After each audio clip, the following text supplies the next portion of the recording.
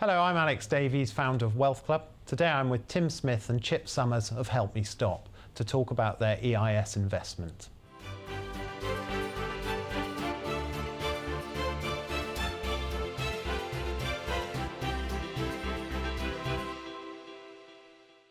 Chip, tell me, what is Help Me Stop? Help Me Stop is a day program, Dayhab. It's like a cross between residential program and a drop-in centre, but a much more organised and collective thing like that. It allows people to address their addiction, do all the things that they need to do that they would normally have to go away to a residential program for 7 to 8 weeks, which is very difficult for a lot of people who've got family commitments and work commitments. It allows them to do that, get all the structured care and therapeutic input they need, but on a flexible daily basis that they can build around their lifestyle. So that if they've got, as I say, children that they need to pick up from school, they can build that into the program. So this is the first program of this kind in this country that has been able to allow people a flexible approach rather than saying, no, you've got to go away for 6 weeks, that's it, that's your only choice. So this allows people choice, it allows flexibility, and it provides the same level of qualifications and professionalism that a residential program would do. Tim, what do you do at Help Me Stop, and tell me about your background? So my role at Help Me Stop is CEO. My background is many years of different businesses, but broadly within the sales, marketing and finance sectors, part of it entertainment industry, part of it agency business. And from a personal point of view, I have an experience of addiction, and I think that has given me a real understanding of the need in the marketplace today. I served for a number of years at 2 of the different major addiction charities in the UK that helped inform a lot of my thinking in terms of what works and what doesn't. And I think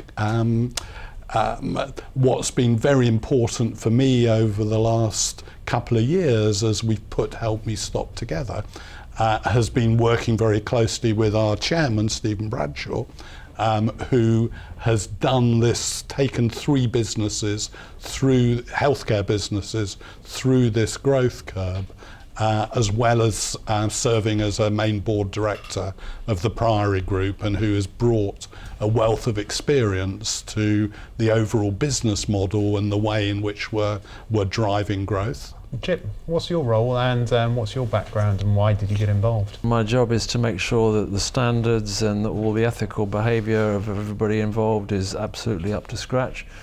My background is that I've worked in a primary treatment centre. I ran a 23-bed secondary unit for 7 or 8 years. I ran a Priory unit for several years, and then I founded and ran my own sort of residential day programme for 20 years, and I now have a practice in Harley Street. So I've actually, in many ways, moved towards something rather like Help Me Stop in the way that my career has been. But my job now is to make sure that everything is as professionally and as standard it should be.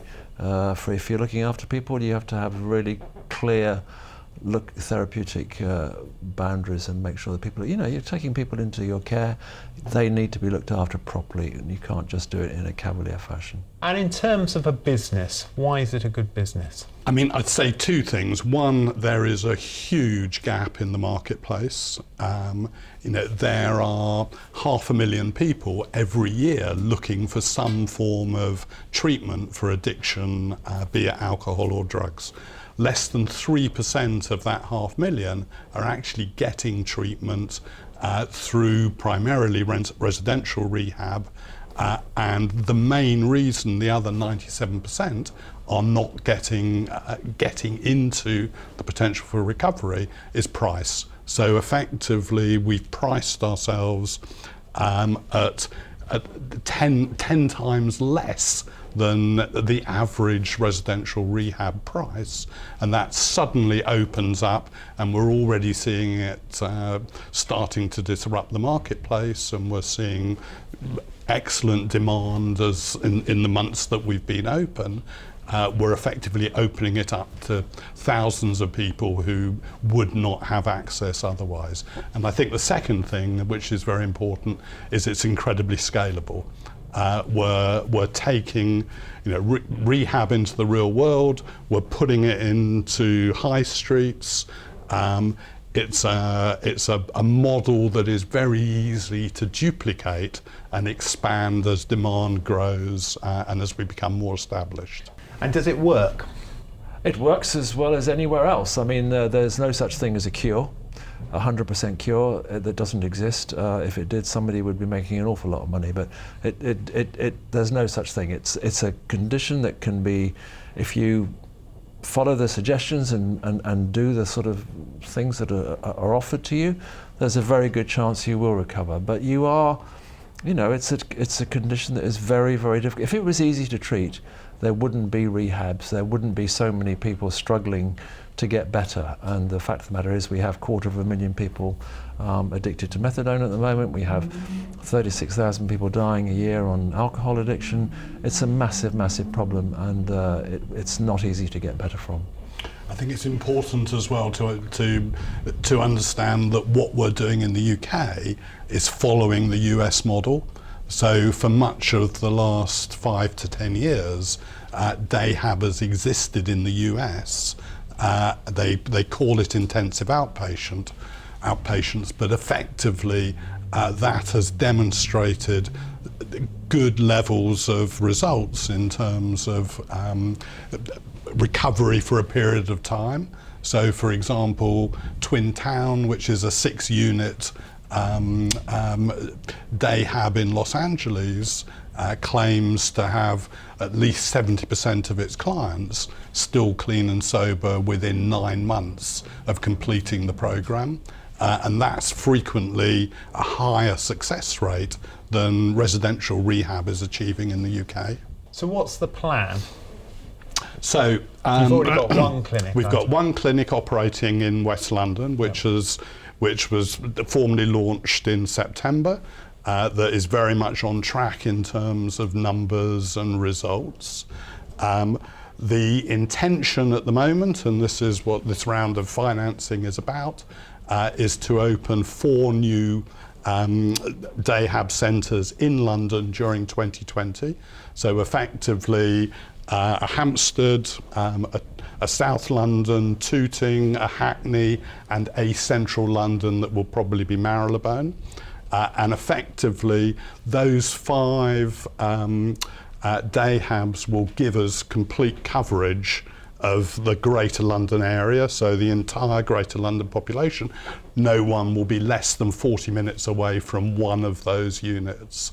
And that will give us the momentum to move to the 3rd phase, which will be about expanding across the southeast, where we've budgeted up to 12 centres during 21-22, and beyond that, it's obviously the plan is to take it to the UK and create a national business. And these are typically places easily accessible on the high street, is that right? Absolutely. So they're high street, they're close to tube stations, they're close to mainline railway stations. The Acton unit is a former HSBC bank sitting in the centre of Acton High Street. And that's provided, that type of unit is providing the model. And obviously it's a very easy type of commercial property to find at the moment because of what's happening in the retail marketplace. Chip, who's your typical customer, would you say? Typical customer will be those people who've reaching the end of their drinking and using, who are looking for some way out. And I think one of the things that Tim didn't quite cover is that the opportunities for way out are now incredibly limited. There isn't any NHS delivery of care. That's all been outsourced to your local boroughs and local ratepayers, and it's at the very bottom of the pile. So there's no real care within the community for somebody. There's rehab, which at the minimum pricing is going to be about £3,000 a week. So this really bridges a financial hole that allows people on sort of a very small income to be able to afford to get into So how much rehab. typically would a client pay for treatment with you? 2,500 for 160 hours, which could be spread over 10 weeks.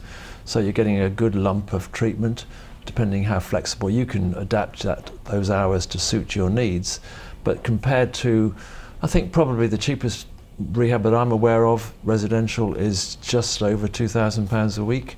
So, you know, you're not even going to get detox for less than 5,000. So it really bridges, fills a hole that at the moment exists, because outside of the very wealthy, you're not going to get into, and there's so many people who will be able to kind of not scrape together, but get together that sort of money.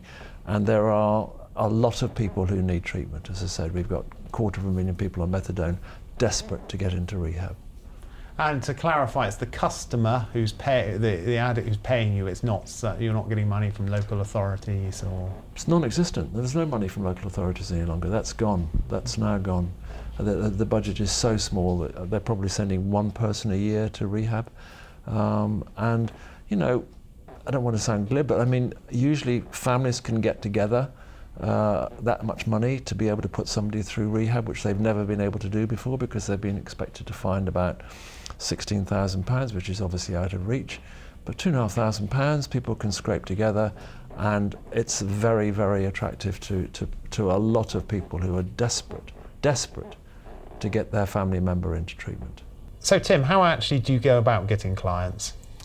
So client acquisition is absolutely fundamental, and a lot of the work we've done over the last 6 months and since we opened the first unit has been creating what we call a growth engine that allows us to turn up and turn down levels of demand and establishes the right pathways to generate the level of clients we need. So, for example, you know, we've reached the point where, having looked at most areas of social media, most of our money on social media is being spent on Facebook, a little bit LinkedIn, but fundamentally we can turn that up and turn that down, and that will drive inquiries instantly in our target markets, and that's very, very powerful. Secondly, and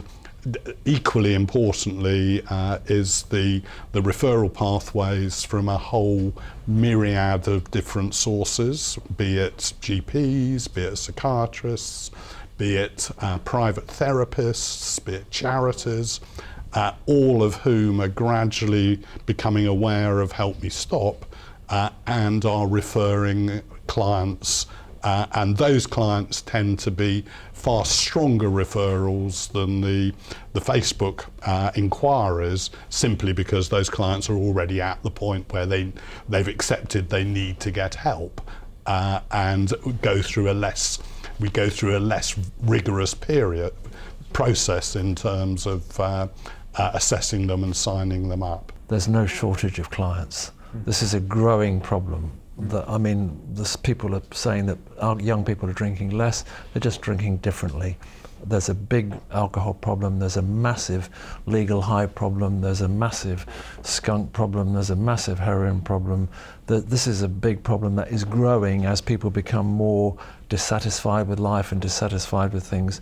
Addiction is becoming, it's a really big growing market, so there's going to be no shortage of people who are going to be needing rehab.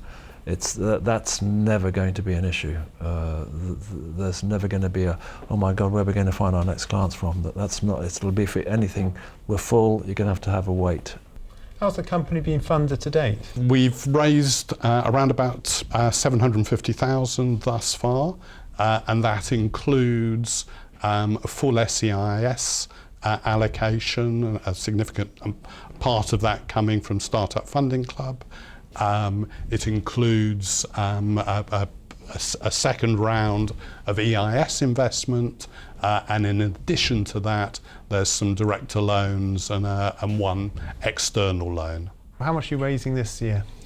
So this tranche of fundraising is effectively 2 million, and That will take us from 2 units to 5 units by the end of this year, and effectively that 5 million will be spread across one freehold, cash flow, basic cash flow for the business as we expand, because each unit takes 3 to 4 months to get up to the numbers that put us in profit per unit. So there's a cash flow requirement there. We have a £250,000 marketing budget for 2020. And we will also be repaying one of the third-party external loans. And can you talk about the team? You've obviously talked about yourselves already. Who else is in the company? So we have what we think is a great therapeutic team. Obviously, Chip as clinical advisor. We then have a general manager called Chris Cordell, who has worked across many of the major treatment centres, both day programs like Ad Action, which was government funded, and high-end residential treatment centres like LifeWorks over the years, and has a wealth of experience. We have a great team of therapists, all of whom are in recovery themselves, so have gone through this process. So is there anyone else doing what you're doing now?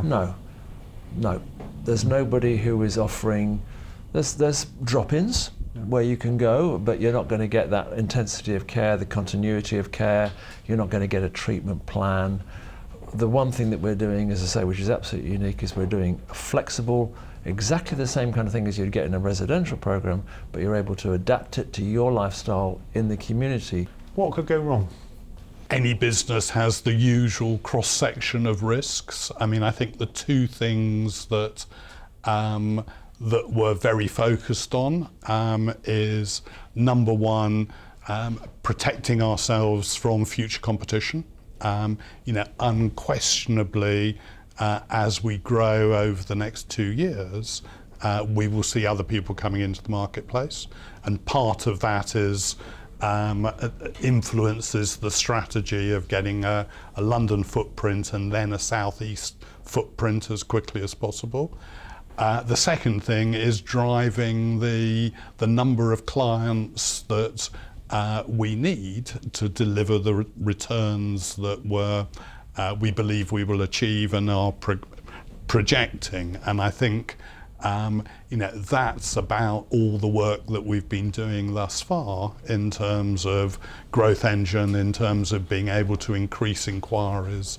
Part of the internal staff structure, by the time we've moved to 5 units at the end of this year, there'll be a dedicated team of 4 admissions people working full-time on processing clients, so that we get people through the system as quickly as possible and we get them on board as quickly as we are able to. What's the time frame for this investment? If I invest today, what are you talking, 5 years? We're talking 3 to 5 years. Yeah. We're looking at the moment at a good level of value creating returns comfortably by 2023. Could be quicker, but that seems to be the safe proposition in terms of exits. The most likely exit would appear to be a trade sale. In this healthcare sector, we're seeing at the moment multiples of between 9 and 13. So, we're looking at a target of around about a 10 multiple. And, broadly speaking, if we achieve what we think we will achieve, we'll be running by 2023 at a turnover of slightly more than 10 million with a 30% plus EBITDA and also an asset value from some freehold and cash. So, the potential, I think, is there for possibly an 8 times growth over that period. There will be some people who might say this sort of business, you are sort of profiteering from the unfortunate. How would you answer that? Well, I would answer that there are definitely people who are doing that, but also all treatment costs money. The government's currently spending £500 million on just providing methadone and basic treatment. Everything, you've got to pay for the cost of the infrastructure and things like that. There are rehabs that are there using clients as sort of financial commodities, but at a price that we're offering here at £2,500, the level of financial investment is so small compared to the high level of care that you're getting. It's just doesn't match up at all. I mean, compared to a residential program that costs you £3,000+ a week, we're offering you best part of 8 to 10 weeks for £2,500. There has to be a cost. People have to be paid. Infrastructure has to be paid for. You have to charge to cover some of those costs. I mean, I ran a charity for 20 years. I had to raise 20 grand a month, but you've got to charge something to cover your costs. You can't do it for free. The government don't do it for free. As I say, it costs them £500 million a year just to provide methadone treatment. So one final question, which you can both answer if you like. If I was going to put money into an EIS this tax year, why should I invest in Help Me Stop? So while you're thinking of an answer to that, you go then. Because it's a unique thing. There isn't one of these going on at the moment, and there is a massive market out there. There is a complete division in the provision of care. It's either for people with a lot of money, or you don't get any help at all. This fills an enormous gap with a huge number of people who are desperate to get care and support for whoever it is in their family. And you know, for every person who comes through us, there are 5 or 6 others whose lives are completely devastated by that person's behaviour. So you're bringing about a big change in people's lives. But in terms of an investment point of view, because I'm glad you didn't ask me that last question, it was all Greek to me what Tim was talking about, but it was, this is what attracted me to the project, is that this is what I've been looking for: reasonably priced, really good treatment for people who are in desperate need of it. And I think I would probably just add that Help Me Stop has a fantastic management team, we believe, has directors who've gone through this process of building and exiting businesses successfully historically, so they've been there and done it.